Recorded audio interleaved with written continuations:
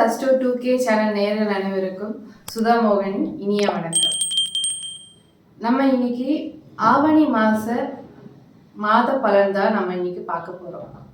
இந்த மாசம் 12 ராசிக்காரங்களுக்கும் ஆவணி மாச பலன் எப்படி இருக்குன்றத நம்ம மோசஸ் ஐயா கிட்ட கேட்டு தெரிஞ்சுக்கலாம்.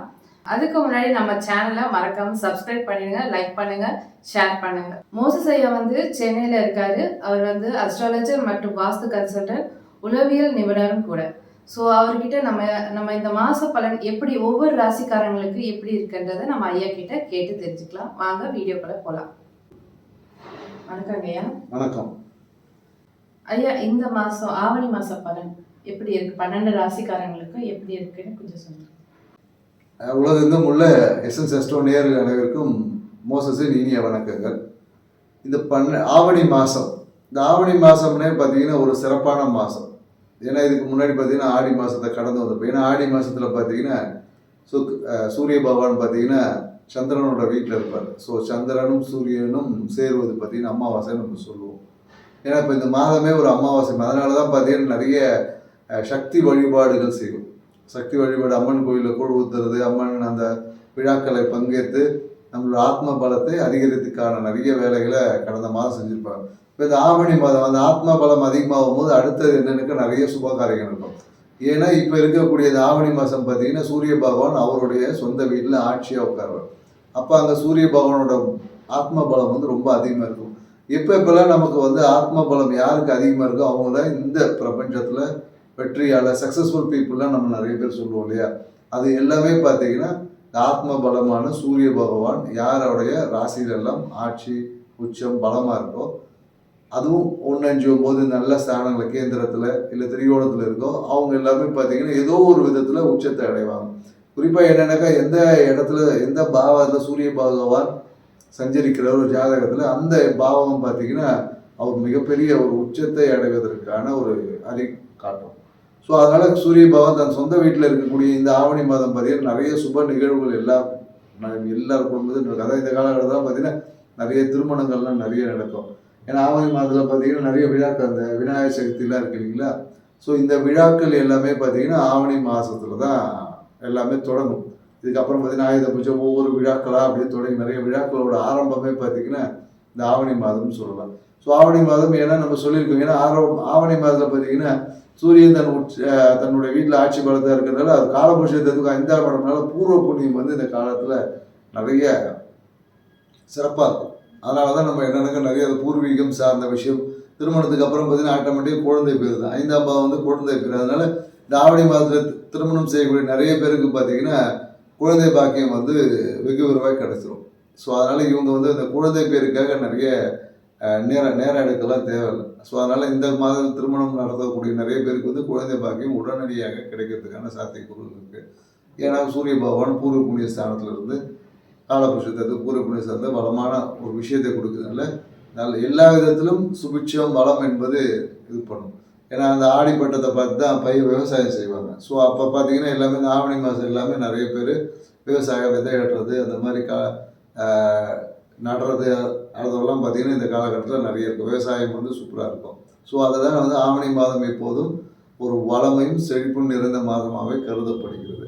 ஸோ அதனால தான் இந்த காலகட்டத்தில் குறிப்பாக நிறைய சுப நிகழ்ச்சிகளை எல்லாரும் பிளான் பண்ணுவாங்க.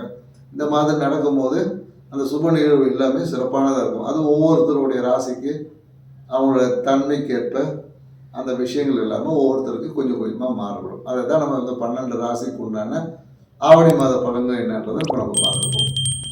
சரிங்க ஐயா. 12 ராசிக்காரங்களுக்கும் இந்த மாசம் ஆவணி மாசம்னாலே கல்யாண மாசமா இருக்கும். யாருக்கெல்லாம் கல்யாண பாக்கியம் இருக்கு, அது மாதிரி குழந்தை பாக்கியம் யாருக்கு இருக்கு, அதே மாதிரி யாருக்கு என்னென்ன வேலை கிடைக்கும், யாருக்கு எந்தெந்த கோவிலுக்கு போலான்றத பத்தி ஐயா கிட்ட நம்ம கேட்டு தெரிஞ்சுக்கலாம். எப்பொழுதும் அடுத்தவர்களுக்கு சேவை செய்வதே புண்ணியமாக நினைக்கும் மகர ராசிக்காரர்களுக்கு ஆவணி மாத பலன் எப்படி இருக்கு கொஞ்சம் சொல்லுங்கய்யா. ஏன்னா மகர ராசிக்காரங்க பார்த்தீங்கன்னா அடுத்தவர்களுக்கு, ஏன்னா இது காலபுருஷத்துக்கு 10வது ராசி. ஸோ ராசி அதிபதி பார்த்தீங்கன்னா சனி பகவானா இருக்காரு. ஸோ அதனால என்னன்னாக்கா இவங்களை தேடி பணி சுமைகள் வரும். இவங்க போய் தேடிலாம் போய் சேவை செய்யணும்னு அவசியம் இல்லை, இவங்களை தேடியே வரும். ஸோ இவங்களுக்கு வேலை, அடுத்தவர்களுக்கு வேலை செய்யறது தான் இவங்களுக்கு வேலை. ஸோ ஸோ அடுத்தவர்களுடைய வேலையை இவங்க சிறப்பாக செய்யறது மூலியாக இவங்களுடைய அந்த கர்மங்களை சீராக்கிக்க முடியும். அதுதான் இவங்க செய்ய முடியும். ஆனால் அதுக்கான கிரெடிட் என்பது இவங்களுக்கு கிடைக்காது. வேலை செய்யறதோட இருக்கும், வேலை வாங்குறதோட விட்டுருவாங்க. மகராசிக்காரங்களை பார்த்த உடனே நமக்கு ஒரு வேலை சொல்லணும்னு தோணும். ஏன்னா அவங்களுடைய அந்த செல்ஃப் கான்பிடன்ட் வந்து கொஞ்சம் கம்மியாவே இருக்கு. ஏன்னா வாழ்க்கையில தேடி தேடி என்னென்னவோ ஆகணும்னு நினைச்சிருப்பாங்க, பெருசா ஆக முடியாது. ஸோ அது இந்த மகர ராசிக்காரங்களுக்கு உண்டான தனிப்பட்ட சில விஷயங்கள் இருக்கு. இதே மகர ராசிக்காரங்க தொழில் செஞ்சாங்க, இல்ல சினிமா துறை கலைத்துறையில எல்லாம் போனாங்கன்னு மிகப்பெரிய ஒரு உச்சம் அடைய முடியும். ஏன்னா இவங்களோட டேலண்ட் இருக்கும். அந்த டேலண்டை சரியான பிளாட்ஃபார்ம்ல போய் ரெஜிஸ்டர் பண்ணாங்கன்னா, சரியான அந்த மேடையில போய் இவங்களுக்கு அங்கீகாரம் கிடைச்சதுன்னா இவங்களை பிடிச்சிக்க மிஞ்சவே முடியாது. அந்த அளவுக்கு மிகப்பெரிய ஒரு உச்சத்தை அடைவாங்க. ஏன்னா அந்த டெக்னிக்கல் டெர்மினாலஜில இவங்களை மிஞ்ச முடியாது. அந்த கிரியேட்டிவிட்டி எல்லாம் சூப்பரா இருக்கும். மகராசிக்காரன் சினிமா துறையில இருக்கக்கூடிய மகராசிக்காரன் சூப்பரா இருப்பாங்க. நிறைய பேர் பார்த்தீங்கன்னா சிங்கரா இருந்தாலும் சரி. அதனால வேலை பளு, வேலை சுமை இது எல்லாமே இவங்களுக்கு இருக்கும். அதுக்கான கிரெடிட்டும் கிடைக்கும். வேலை அதிகமா இருந்தா அதை காசாக்கக்கூடிய விஷயம் தெரிஞ்சா இவங்களுக்கு எப்போதும் காசு தானே. அது வேலை செய்யும் போது பார்த்தீங்கன்னா வேலை பளு இருக்கும், ஆனா பிக்சட் சேலரியில இருப்பாங்க. இதே இவங்களுக்கு பாத்தீங்கன்னா ஒரு தொழில் தொடங்குறாங்க, தொழில பாத்தீங்கன்னா வேலை அதிகமா வர வர இவங்களுக்கு அது வருமானமா மாறுது இல்லையா. ஸோ அதனால இவங்க வருமானத்தை தொழில் செய்யும் போது இவங்க சிறப்பான ஒரு உச்சத்தடவை. வேலை செய்யக்கூடிய மகராசியும் கடைசி வரையும் வேலை செஞ்சுட்டே இருப்பாங்க. ஸோ இப்படி உள்ள மகர ராசிக்காரருக்கு இந்த ஆவணி மாத பலன் தான் பார்க்கலாம். ஏன்னா இந்த ஆவணி மாத பலன் எப்படி இருக்கும்னு பாத்தீங்கன்னு வச்சுங்களேன், ராசி அதிபதியே பாத்தீங்கன்னா இப்பதான் 7 சனி முடிஞ்சதையும் கொஞ்சம் நிம்மதி பெருமிச்சுட்டு இருப்பான். இல்ல நான் மறுபடியும் வந்துட்டேன் அப்படின்ற மாதிரிதான் சனி வந்து வக்ரம் அடைகிறார். ஸோ அப்ப வக்ரம் அடைந்து என்னன்னாக்கா புதிய முயற்சியை அப்படியே எடுத்துட்டு திடீர்னு பாத்தீங்கன்னு வச்சுங்களேன், ஐயோ வருமானம் இல்லை நான் என்ன பண்றது, ஏன்னா இப்ப கம்பெனி விட்டு ஒரு முயற்சி பண்ணி வேற கம்பெனி போலான்ட்டு கம்பெனி விட்டு வேலையை போனா சம்பளம் 2 மாசம் வராது, என்ன பண்ணலாம், அதனால வேண்டாம் அப்படின்னு தன்னுடைய முயற்சி எல்லாமே திருப்பி ரிவர்ஸ் ஆகக்கூடிய ஒரு வாய்ப்புகள் இருக்கும். மேலும் பாத்தீங்கன்னா இந்த முயற்சி சார்ந்த விஷயத்துல ஒரு சிறிய சிறிய கடன்கள் ஏற்பட்டிருக்கும், தடைகள் வந்து வரும். திடீர்னு உடனே வந்து என்ன சொல்லுவாங்க, ஆன்மீகத்துல ஒரு சாமியாரை போய் பார்த்தேன், இந்த மாசம் செய்யக்கூடாதுன்னு சொல்லிட்டாரு, அதனால நான் செய்யல, இப்படின்ற மாதிரியான சில ஆன்மீகம் சார்ந்த தடைகள் இந்த மாதிரி எல்லாம் கூட மகர ராசிக்காரங்கள் வரும்.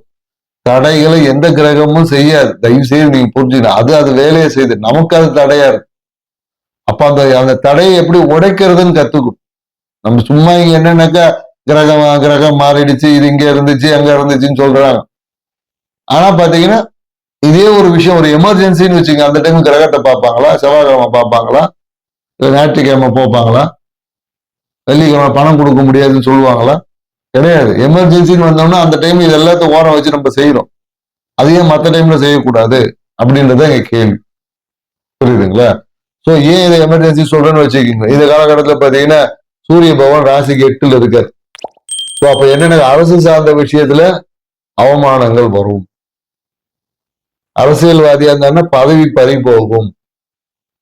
மகர ராசிக்காரர்கள் இந்த காலத்துல அரசியல்வாதியா இருந்தாலும் பதவி பறி போகும். அந்த மாதிரியான சூழல்லாம் இருக்கு. ஸோ இந்த காலகட்டம் அரசியல் சார்ந்த விஷயத்துல சிறிய அவப்பெயரு, சமூகத்துல சின்ன சின்ன ஒரு என்னைக்கோ செஞ்ச பிரச்சனை இப்ப பெருசா பேசி சிறிய அவப்பெயர்கள் எல்லாம் ஏற்படும். ஸோ அதனால இந்த காலகட்டங்களை முடிஞ்ச அளவுக்கு கொஞ்சம் சைலண்டா கடந்து போறது எப்படின்னு தான் பார்த்துக்கணும் அரசியல்வாதிகளா இருந்தா. அதே போல என்னக்க தலைமை பொறுப்புல இருக்கிறவங்களுக்கு சின்ன சிறிய அவப்பெயர்கள் இந்த காலகட்டத்துல வரும். குறிப்பா அரசு வேலை செய்யறவங்களுக்கும் அவப்பெயர் வரும். அதனால இந்த மாசத்தை தயவு செய்து மகராசிக்காரங்களா இருந்தா ரொம்ப கவனமா இருந்துக்குங்க. அதான் நம்ம சொல்லக்கூடிய விஷயங்கள். அடுத்த மாதம் இது எல்லாமே இரட்டிப்பு பலனை இரட்டிப்பு லாபமாக்கி கொடுக்கும். ஸோ கொஞ்சம் கவனத்துடன் செயல்படுவது சிறப்பு. ஏன்னா மகராசிக்காரர் எப்போதும் இந்த அரசு சார்ந்த விஷயம் வந்து அவ்வளவு சீக்கிரம் செட் ஆகும். சூப்பர் ஸ்டார் ரஜினிகாந்த் அரசியலுக்கு வருவான்னு சொல்லுவார், கடைசி வரை இதுவரையும் வந்ததில்லை. இனிமேலாம் அவர் வருவாரான்னு தெரியல, அவருக்கு தான் தெரியும். ஸோ அதனால இவங்களுக்கு அரசியல் அந்த மாதிரியான விஷயங்கள்லாம் பெரிய இருக்கு. ஆனா அது சார்ந்த தொடர்புகள் எல்லாமே இருக்கு. தொடர்புகள் எல்லாமே அனுகூலமா இருக்கு. இவங்க வருவாங்க செய்வாங்களான்னா இல்லைன்னு தான் சொல்ல முடியும். ஸோ மேலும் இவங்களுக்கு பார்த்தீங்கன்னு வச்சுங்களேன், வீடு சார்ந்த இந்த காலத்துல புதிய வாகனம் வாங்குறதுக்கான வாய்ப்புகள் இருக்கு. வாகனம் வாங்கலாமா, வாகனம் வாங்கி மன மகிழ்ச்சி ஏற்படக்கூடிய வாய்ப்புகள், வாகன யோகம் எல்லாம் இருக்கு. அதே போல நிறைய பேர் இந்த கால இடம் வாங்கக்கூடிய ரியல் எஸ்டேட் இடத்த கடன் மூலியமா வாங்குவாங்க.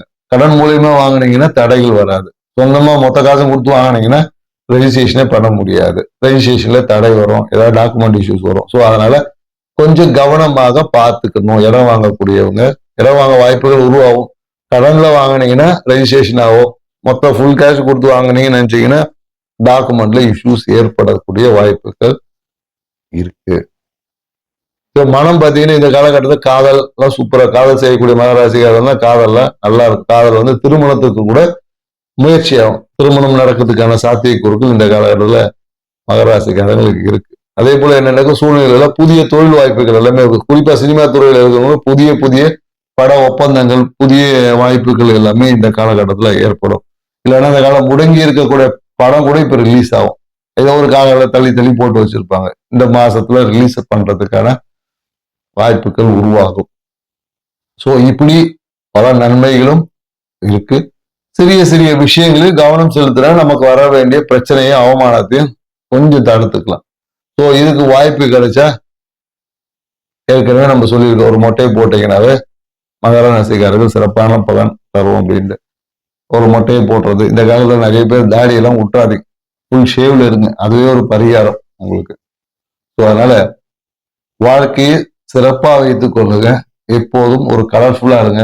ஆழ்ந்த சிந்தனையை விட்டுட்டு அழகான சிந்தனையை வச்சுக்கோங்க. வாழ்க்கை சிறப்பா இருக்கும். சரிங்க ஐயா. மகர ராசிக்காரர்களுக்கான கோவில் பரிகாரம். மகர ராசிக்காரங்களுக்கு கோவில் பரிகாரம் என்ன பண்ணலாம் அப்படின்னு பாத்தீங்கன்னு வச்சுக்கோங்களேன். இந்த காலகட்டத்தில் இவங்களுக்கு முருகர் வழிபாடு தான் சிறப்பு. முருகர் வழிபாடு சிறப்பான நன்மையை பெற்றுத்தரும்.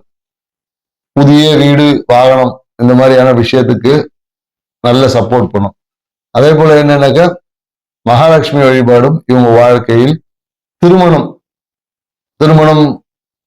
செய்யக்கூடிய, திருமணம் காத்திருக்கிறவங்க, திருமணம் தடை ஏற்பட்ட மகராசிக்காரர்களா மகாலட்சுமி வழிபாடு செய்யலாம். பெருமாள் வழிபாடும் இவங்க வாழ்க்கையில் தடைகளை நீக்கி ஏற்றத்தையும், திருமண தடை, குறிப்பா திருமண தடைகள், திருக்கல்யாணம், சாமியோட திருக்கல்யாணம் சொல்லுவாங்க இல்லையா, அந்த மாதிரி நிகழ்வுகளில் போய் பங்கேற்கும் போது இவங்க வாழ்க்கையில் ஏற்பட்ட திருமண தடை நீங்கி திருமணத்திற்கான வாய்ப்புகள் உருவாகும். பௌர்ணமி வழிபாடு செய்வது சிறப்பான பலனை தரும். மகர ராசிக்காரர்களே, ஐயா சொன்ன மாதிரி முருகன் வழிபாடு, மகாலட்சுமி வழிபாடு மற்றும் பெருமாள் வழிபாடு, பௌர்ணமி பூஜை ஆகியவற்றை செஞ்சு உங்க வாழ்க்கையை சிறப்பா வச்சுக்கோங்க. அடுத்தது நம்ம கும்பராசியில சந்திக்கலாம்.